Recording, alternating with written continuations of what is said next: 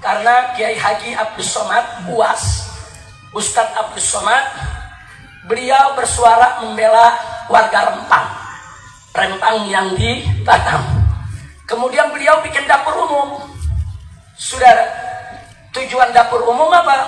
Ada orang yang demo menuntut kepada pemerintah jangan diusir. Mereka lagi nggak masak, mereka nggak punya minuman, diberi makan dan minuman dari dapur. Nah sekarang yang megang dapurnya ditangkap. Semua yang bagi-bagiin makanan ke masyarakat ditangkap. Ustadz Abdul Somad yang mendanai dipanggil polisi. Tuduhannya apa saudara? Ustadz Abdul Somad melakukan pelanggaran pidana karena membantu orang yang sedang melakukan kejahatan. Jadi masyarakat yang lagi membela tanahnya dibilang penjahat. Kalau negara sudah menganggap rakyatnya sebagai penjahat, saudara, berarti negara tersebut dipimpin oleh orang-orang bermasalah. Nah ini nggak boleh kita biarkan.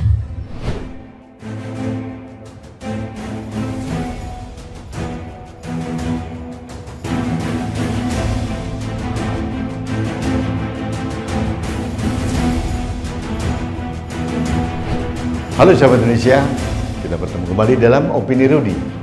Sahabat Indonesia, kalau lihat video tadi di depan, Rizik Syihab tes vokal lagi. Setelah sekian lama dia tidak bersuara di ruang publik, sekarang kembali bersuara keras. Sayangnya yang disampaikan oleh Rizik Syihab ini berbau fitnah dan hoax. Dia mengatakan UAS, jadi Ustadz Abdul Somad itu katanya dipanggil polisi, ditangkap dan sebagainya karena membantu masyarakat Rempang di Batam. Abdul Somad dikatakan oleh Rizik Syihab membangun dapur umum untuk masyarakat Rempang, tapi justru orang-orang yang membagikan itu ditangkap dan Abdul Somad juga dipanggil polisi dan sebagainya. Itu yang disampaikan oleh Rizik Syihab. Ternyata itu hoax alias fitnah alias berita bohong. Karena apa? Dari kepolisian sendiri, jadi Kepri sudah meluruskan bahwa itu tidak benar. Bahkan dari pihak kepolisian sudah menerjunkan orang yang telah menyebarkan berita palsu. Nah, ini yang berbahaya. Orang sekelas Rizik Syihab yang seharusnya menenteramkan masyarakat dan jamaahnya justru tampil berteriak-teriak menyebarkan informasi yang tidak benar. Ini bagi saya aneh. Kalau saat ini Rizik Syihab masih dalam masa hukuman bersyarat, kelihatannya berpotensi masuk lagi kalau terbukti dia mengeluarkan berita bohong. Karena pada masa hukuman bersyarat ini, orang itu dilepaskan, diasimilasikan, dikembalikan ke masyarakat dengan catatan tidak boleh melakukan tindak pidana apapun. Ini hampir jelas mempunyai indikasi kuat Rizik Syihab menyebarkan berita palsu, berita bohong alias hoax gitu.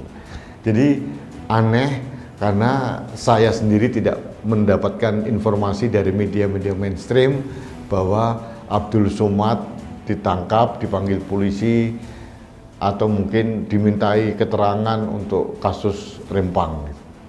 Kalau memang ternyata Abdul Somad benar-benar mendirikan dapur umum untuk masyarakat Rempang, saya malah mendukung. Ini tindakan sosial yang mulia gitu loh. Tapi apakah ini melanggar tindak pidana kemudian dipanggil polisi seperti yang disampaikan oleh Rizik Syihab? Ternyata itu salah besar karena sudah diluruskan oleh aparat kepolisian. Saya berharap satu hal, aparat kepolisian harus menjaga marwah dan kehormatan sehingga kepercayaan publik akan naik dengan cara menangkap orang yang menyebarkan informasi palsu itu.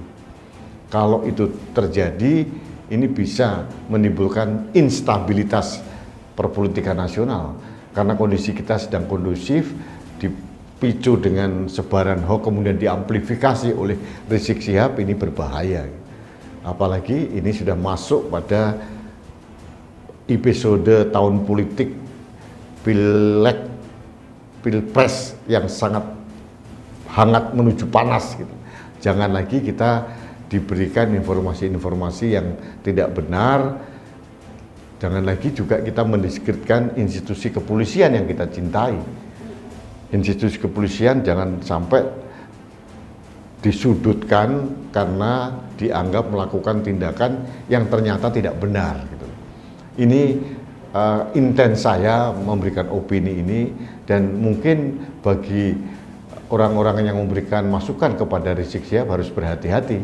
Jangan sampai Rizik Syihab kejeblos dalam perangkap berita bohong yang dia sendiri tidak pernah bisa mengklarifikasi. Pada kenyataannya Abdul Somad tidak pernah dipanggil kepolisian atau ditangkap atau tindakan-tindakan pidana yang lain untuk kasus Rempang.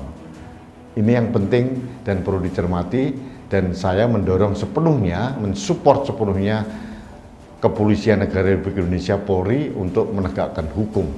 Yang salah harus ditindak, jangan sampai kita terjebak dalam keriuhan berita palsu yang diamplifikasi oleh tokoh-tokoh agama. Saya kira itu yang ingin saya sampaikan pada kesempatan ini, sahabat Indonesia. Kita bertemu kembali dalam Opini Rudy selanjutnya. Salam satu Indonesia, salam Pancasila, salam Indonesia damai. Saya Rudy S. Kamri.